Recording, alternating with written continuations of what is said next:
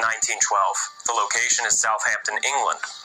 The weather is overcast, with some patches of rain, some patches of sunshine. Having departed London earlier in the day, 2 trains full of passengers arrive in the Southampton docks. They ride in along the London South Western Railroad line. They go through Southampton Town and docks. They cross Canute Road, and they go all the way up to the actual docks themselves, disembarking there. Porters help with the baggage, and the passengers themselves then exit straight into the passenger shed, up the gangway, and onto the Titanic. Third class are inspected for health and lice and any other thing that might bar them entry from the United States, as well as anything that might risk breaking out on board the Voyage and infecting other passengers. If you're sick, you are turned away. Offhand, I can't think of anyone who actually was turned away on the Titanic, but it may have happened, and we just haven't heard of it. The 2 trains arrive cutting it a little close, the second one arriving at 11:30 a.m., only a half hour before Titanic's scheduled departure. They board, and the crew signs in as well if they hadn't signed in already in the previous few days.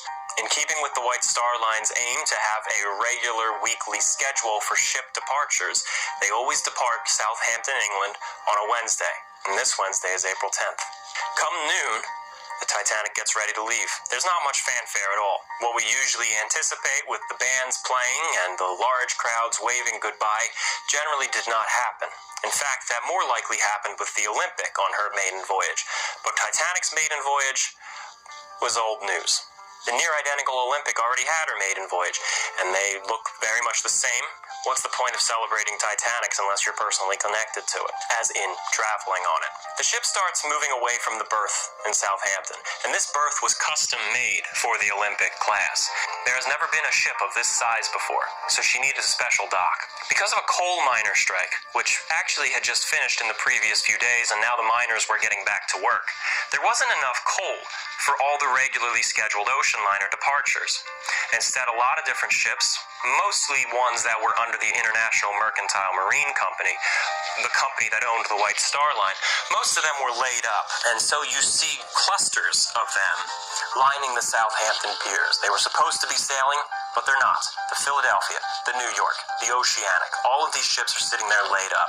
The companies made an agreement that because Titanic was not booked to her capacity, and quite honestly very much underbooked, these other ships contribute their load of coal to the Titanic so that she has enough coal to make the voyage, and in return the Titanic takes their passengers. A lot of passengers are transferred from these other ships and put onto the Titanic, which is tragic when you really consider it.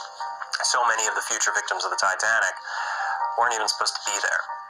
Titanic starts making her way down the docks and passing several of these laid-up ships.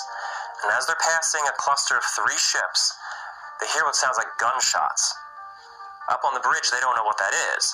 Some of the crew rush over to the side looking over the rail. Some passengers do as well. What is this? Someone shooting? What is going on? It sounds like cannon reports. A priest in training named Francis Brown captures photos of the impending ordeal. The laid-up ship, SS New York, had broke free from her moorings. The sound of the gunshots that they heard were the cables snapping. Because of the displacements and the wash from Titanic's propellers, there was so much turbulence in the sea that these ships actually were coming loose and shaking free, and they were being sucked in towards the Titanic.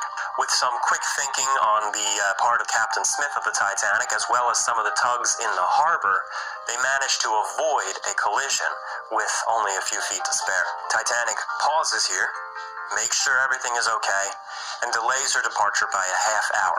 Passengers begin settling in, finding their cabins, and getting comfortable. The ship is now heading over to Cherbourg, France, her only port of call on continental Europe. She's sailing across and arrives there in the evening. She rounds the fortress that guards the entrance to the harbor. It's this long breakwater structure. This is a scene that you can see behind me in a painting by Ken Marshall. Titanic enters the one side, stops there, and 2 tenders, the Nomadic and the Traffic, come out with passengers and baggage and mail, all set and ready to be loaded onto the Titanic. A few passengers actually disembark here, having only made the voyage from England to France via the Titanic. The Nomadic and the Traffic unload their passengers and cargo onto the Titanic as the sun is setting, and the first-class passengers are enjoying dinner and the orchestra.